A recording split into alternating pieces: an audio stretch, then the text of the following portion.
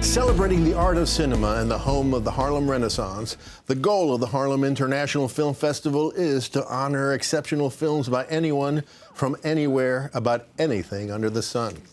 But in addition to showcasing some of the best films and filmmakers from around the world, the festival also features the Harlem Spotlight, which focuses on films produced or directed by Harlem residents, films shot in Harlem, or films about Harlem and its legendary history.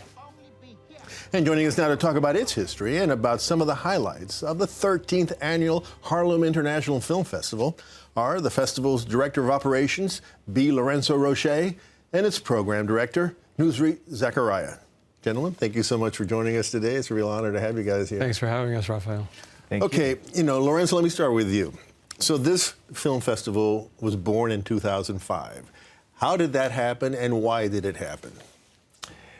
Well, it happened because we saw that, well, first of all, we had a bunch of friends that were in film school, and including Nusri was in film school, and the kind of films that they were making were not being seen. Like, you wouldn't see them in Hollywood, or you wouldn't see them, go to a theater. So we were thinking, these films need to be shown, and how can we get them out there? And so that's kind of the catalyst of it. And then we got together and started working, and we were like, oh, okay, this is a lot of work, but I think that this is something that Harlem would deserve. And a lot of people think that it's just a Harlem-based film festival, and they leave out the international. Well, that was going to be my question, and Nusri, I'll bring that to you. I mean, I have to say that I was one of those people before I started reading up on it. I heard Harlem International Film Festival. I didn't hear the international. I heard Harlem, right? But this does, as I said in the introduction, you showcase Harlem films.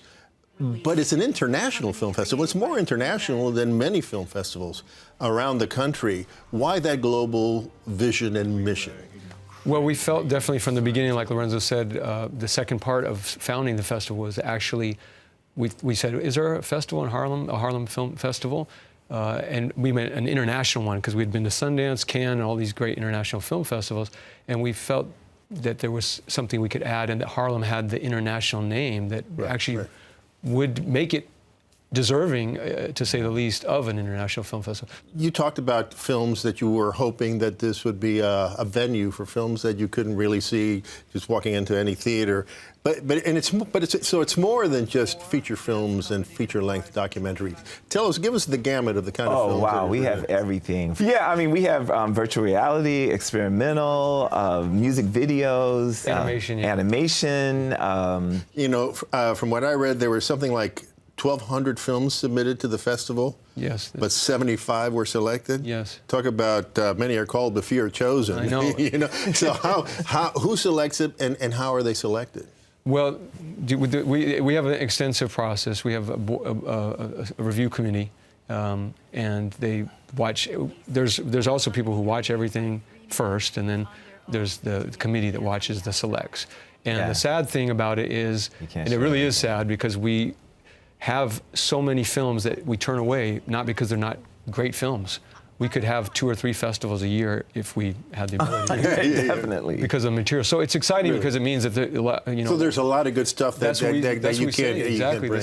This independent film from all over the world is just alive and kicking. So we're happy about that. But the sad thing is we can't show everything. By the way, Lorenzo, you were telling about the history of the festival. How has it changed fundamentally? Obviously, there's some kind of films that didn't exist 13 years ago. But what's the fundamental change of the festival over the years?